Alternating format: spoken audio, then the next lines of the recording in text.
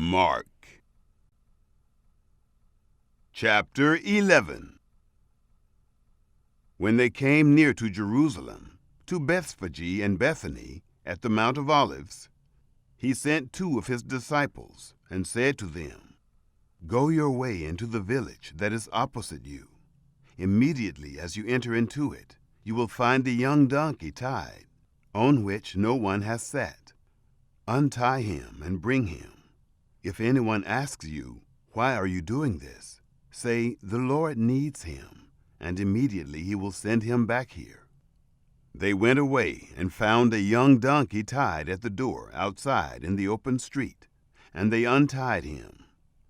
Some of those who stood there asked them, "What are you doing, untying the young donkey?" They said to them as Jesus had said, and they let them go. They brought the young donkey to Jesus and threw their garments on it, and Jesus sat on it. Many spread their garments on the way, and others were cutting down branches from the trees and spreading them on the road.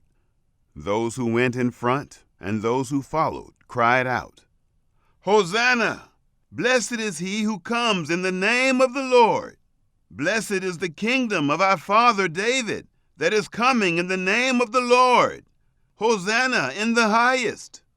Jesus entered into the temple in Jerusalem. When he looked around at everything, it being now evening, he went out to Bethany with the 12. The next day, when they had come out from Bethany, he was hungry.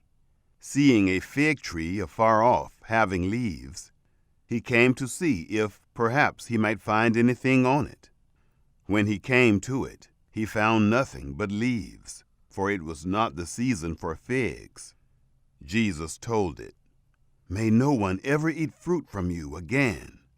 And his disciples heard it.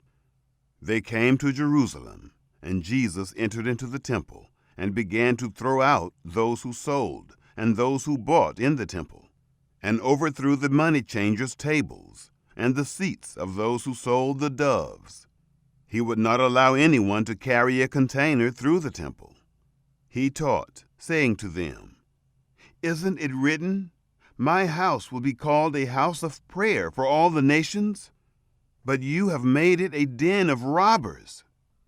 The chief priests and the scribes heard it, and sought how they might destroy him, for they feared him, because all the multitude was astonished at his teaching. When evening came, he went out of the city. As they passed by in the morning, they saw the fig tree withered away from the roots.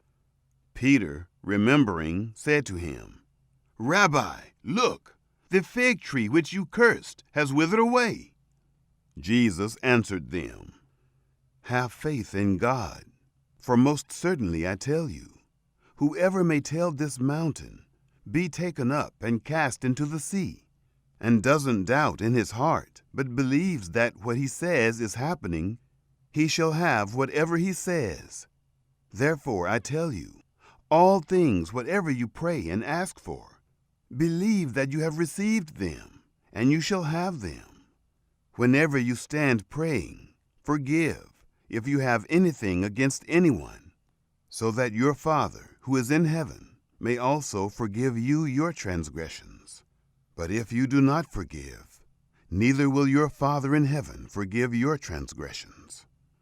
They came again to Jerusalem, and as he was walking in the temple, the chief priests, the scribes, and the elders came to him, and they began saying to him, "By what authority do you do these things? Or who gave you this authority to do these things?" Jesus said to them, "I will ask you one question. Answer me, and I will tell you by what authority I do these things. The baptism of John, was it from heaven or from men?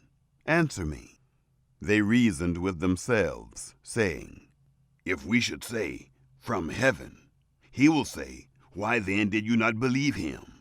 If we should say, 'From men,'" they feared the people, for all held John to really be a prophet.